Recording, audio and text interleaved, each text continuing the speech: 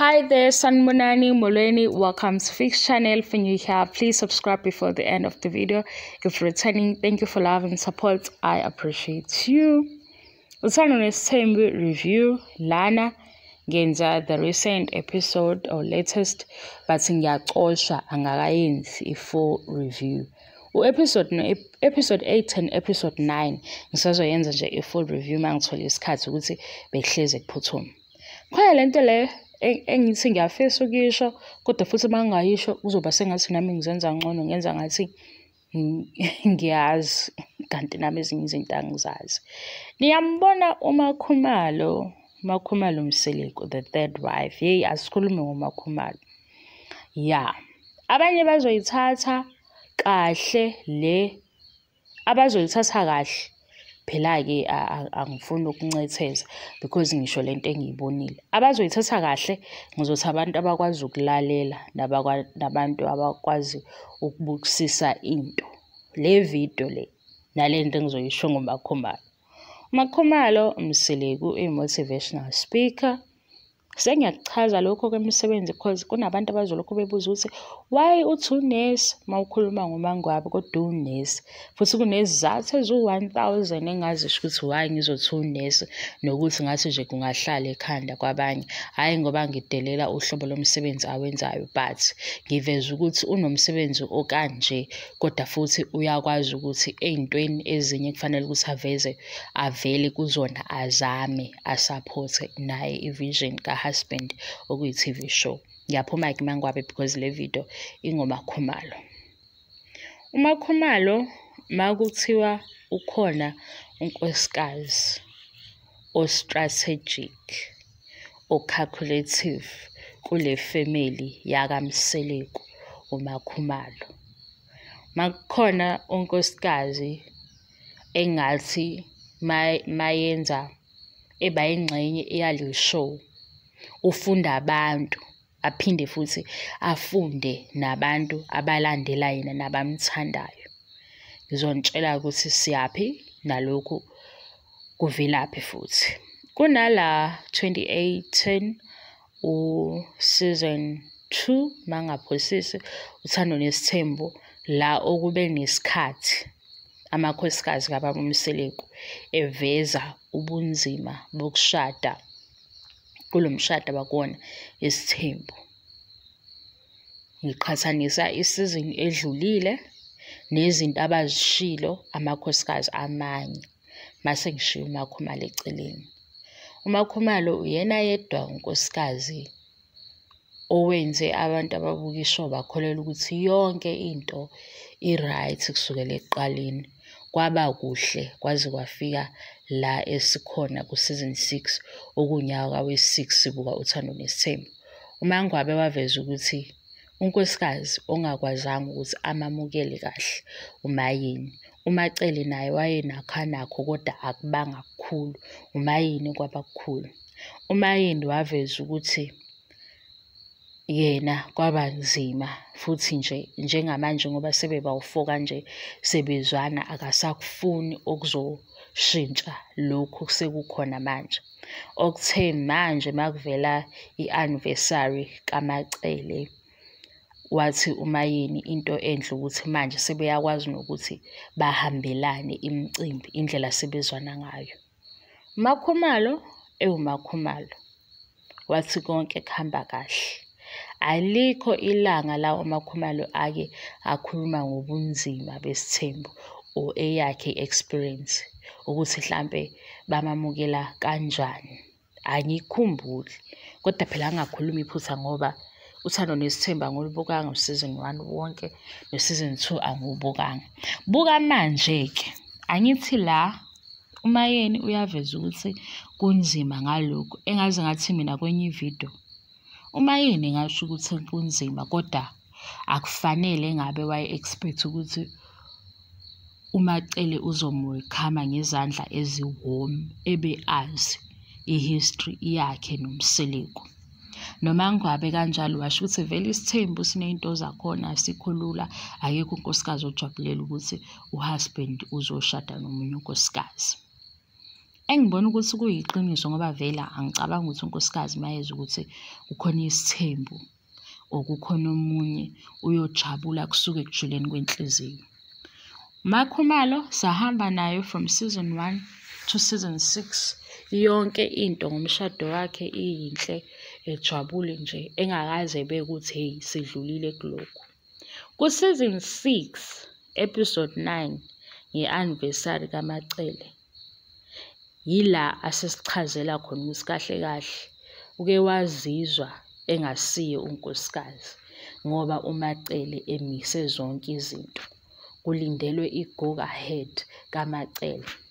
Kanti mase sibuyele emuva sesinaka ukuthi hey zikhona izinto uMacele ayezisho ngoMakhumalo ezethu-phaphile. Kodwa zonke lezi zinto wahlala nje nazo, yahamba i-reality show yaze afika ku-season 6.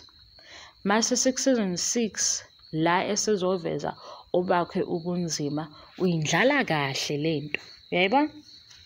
Uthi nje nasi isipho esisibongayo kisipho kuyinto enhle abenzele yona nje, siyababongela kakhulu. Eyesipho ngizoyenza i-video separate because okwesipho into enhle ehamba yodwa. Le engiyivezayo mina ukuthi u-strategic kangakanani nonkosikazi nokuthi u-calculative kangakanani, because manje le enzima neyamenza naye wazizwa eyintombi nje engekho ndawo, akayivezi kuwona wonke lama-episode. La sekune-unity, sebehleka sekumnandi, imaye esesho ukuthi hayi bo phela sidlulile ebunzimeni, bezenzeka izinto kangangokuthi bengingenalo izwi, bengakwazi nokubeka umbono, bengakwazi ukubeka inkulumo. Kanti ekuqaleni ubethi yena ayikho yonke lento leyo ukuthi abafani, yonke into ihamba kahle, nokuthi abalingani, bonke bawondlunkulu, yonke into i-right, yonke into i-perfect. Futhi i-respect abeyinikeza umamkhulu, ungaze uphike ukuthi umamkhulu wamisa umshado wakhe. Uyayibona? Umamkhulu phela uMakhumalo indlela amhlonipha ngayo, umhlonipha ukudlula onke amakhosikazi. Noma futhi vele kwenza ukuthi umamkhulu. Kodwa yokuthi umamkhulu wamisa umshado wakhe, umamkhulu wayemthulisa okwengane, into ade beyenza-ke vele-ke umamkhulu noma yini. Kokunye bekubuye kulumele noma ukubuka kwi-TV show ukuthi hayibo, kanti uMakhumalo wenzeni. But zange ayiveze uMakhumalo nangesikhathi onke amakhosikazi ekhuluma ukuthi mina i-challenge engaba nayo yile, ngishada ngoba lo mshado vele awulula. Noma ngabe washo ukuthi ayi kwaba nje kodwa kwagcina sekulungile ngalesikhathi bekuchaza. Hayi ukuthi uMakhumalo akawazi lawo ma-episodes. Hayi futhi ukuthi uMakhumalo wayengekho kwenziwa lezo zinto. Naye aveze lakhe iside. Elakhe uhlale phezu kwalo. Kwaba ukuthi isikhathi nosuku lokuthi aveze ukuthi vele isithembu asikaze sibe yilento le enicabanga ukuthi siyisona kuyikhona, kuvela ngosuku olufanele. Ngoba uzothini, upraise uMacele ukuthi ekugcineni nkosikazi ugcina uvumile ukuthi ngibe unkosikazi. Uyayibona ukuthi ayisalumeli, ayisashiyi ngale ndlela yokuthi sithi hawu uMacele kanti shothi isithembu bengasemukeli kahle hle. Mayekwazile ukumisa umshado kaMakhumalo, mayekwazile ukuthi avale noMakhumalo akhulume, ngoba uthi uMakhumalo bengakwazi ngisho ukukhuluma ngisho into. Kanti wakwakusho lokho edlula ukuthi before mawudlulisa imessage ephuma kumseleko, uyidlulisa as uMakhumalo ayizwakali, fanele izwakale ngoba ishiwo uMacele. Mina-ke ngikunikeza leli side ukuthi mawubheka i-strategy sakaMakhumalo nokuba calculative, because manje ngosuku olukhulu la kujatshulwa khona yena uzothi ngiyabonga ukuthi kulento ugcine usudlulile kuyona. Kulokhu ukuthi umise ukuthi mina ngibe unkosikazi ngokuphelele, udlulile, ngiyabonga. Akusamvezi ukuthi bekunomsindo, akusavezi ukuthi bekuney'nkulumo, bekuney'ngxabano, ngoba phela angeke sithi umamkhulu evuma isithembu ney'ngane eziwu-20 engamisa umshado, ngoba phela ukusaphotha kwakho iphupho ukuvuma le mishado eza ney'ngane eziwu-20. Kodwa nangu uMakhumalo ethi ngacishe ngangashada, umamkhulu eshaya phansi ngonyawo. Ukusho nini lokhu? Nge-anniversary kamamkhulu. And maye ukusho kamnandi ngoba uthi mamkhulu, ngiyabonga ukuthi ugcine sewuvumile. Ngimile nje la ngime ngoba ngi-grateful, ngoba ngi-appreciate-a, and uku-appreciate-a kwami kuhamba nalesi sipho sokuthi ninobaba uMseleku nihambe niye kule ndawo niyojabula. U-20 years into enkulu, kodwa mina nawe sidlule la. Uyabona ukuthi umuntu omkhulu kuba uMakhumalo, ngoba manje uyasala nale title yakhe yokuba u-wife o-understandayo, u-wife o-supportive. Kanti ukube biphuma ngalesi khathi ethi uMangwabe mina umayeni wayengajabulile, mina umayeni ngingena kwakungimnandi, bese sizosala nokuthi kanti pho isithembu sifuna ubani kuleli khaya, mawukuthi noMacele waze wamisa umshado kaMakhumalo. Noma sakubona-ke kumisile, ewumisile, ngoba kukhona la uMacele ethe awume kancane ngomshado kaMakhumalo. Kodwa manje kuhlukile uMacele mayethi awume umshado kaMakhumalo kunokuthi kube uMakhumalo ethi mina ukuzoba unkosikazi wala ekhaya ngihlukumezeke ngalezi zinto, okwenzeke lokhu nalokhu, ngaze ngagcina ngingasashadi ngalesi khathi ebengifuna ngaso, ngoba u-first wife ubethi.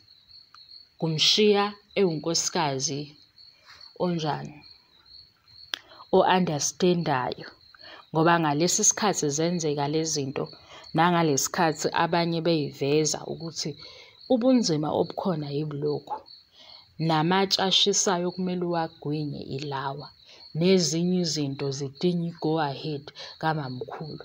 Uma-ke yena uMakhumalo ewunkosikazi nje ohlezi uthi mamkhulu I appreciate you, engasho ukuthi hayibo mamkhulu njalo wenze nje, ushiya naleyo picture ukuthi konke kuhamba kahle, konke kuhamba kahle. Mase sezoveza ukuthi hayibo sesidlule ey'ntweni ey'nkulu, ukuveza nge-level engakushiyi kube khona umsindo. Ilapho-ke ngithi uMakhumalo calculative, ne-strategy sakhe siyasebenza.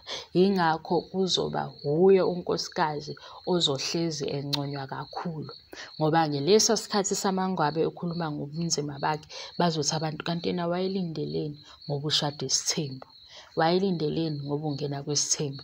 Yena umayeni wayebuyelelani emuva ngoba wayesehambile.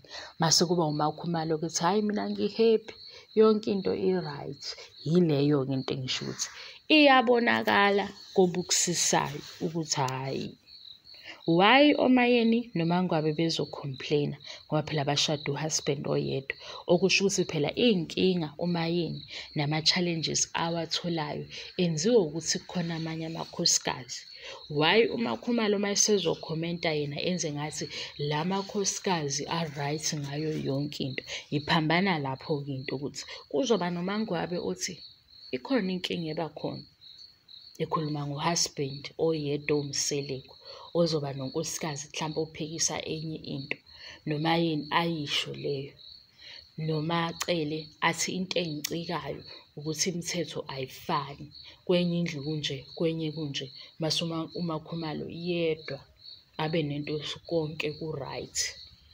Mase sithina kanti akashadile yini noMseleku lo, okuyena cause yayo yonke lento, ngoba inkinga uhusband oyedwa elalela abantu abawu-4 abaney'dingo ezingafani, nomunye ozobuka into ayibone ngelinye iso, nomunye ozofika kwenye indlu athi la kunje kwami kunje. Pho kwenzeka yini kube khona oyedwa ozothi yonke lento abanitshela yona inganekwane, kodwa nayo kuyo le family?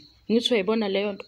Kufana nokuthi nje masizokhala ngokuthi sengenza isibonelo esiseceleni, masizokhala nje ngokuthi La ekhaya sisola izinto zokuthi kunomuntu osithakathayo. Maye khona ngempela lo muntu osithakathayo, kufanele sikhulume into eyodwa. Ngoba phela sisekhaya elodwa sithi hey, khona into evele imemeze nje la ebusuku kuleli khaya. Angithi imemeze ekhaya elilodwa. Manje kwenzeka kanjani ukuthi lo husband oyedwa nokudla kuyafana? Mase omunye ethi hayi ngeke yazi phela isithelo esiphuma kwisihlahla esisodwa. Kumele sonke masidla lo mango sithi hey cha lo mango wala unoshukela omningi ngoba sidla umango owodwa. Mase kuba khona oyedwa ethi hayibo, yazi lo mango awuvuthwa kahle. Ubona ukuthi uzobe ekhuluma ngesihlahla esisodwa sikha kusona sonke. Iphambana lapho-ke into mase abanye bethi hayi no, siyasebenza i-strategy sikaMakhumalo and she's very calculative and into ayenzayo uyayazi ukuthi le mayinje abantu bayithatha kanje. Ngoba umangwe okhiwe esihlahleni esisodwa une-taste efanayo. Une-taste efanayo. Yohlezi kunjalo. Sivaleke lapho ongezwa-ke akezwa ozwile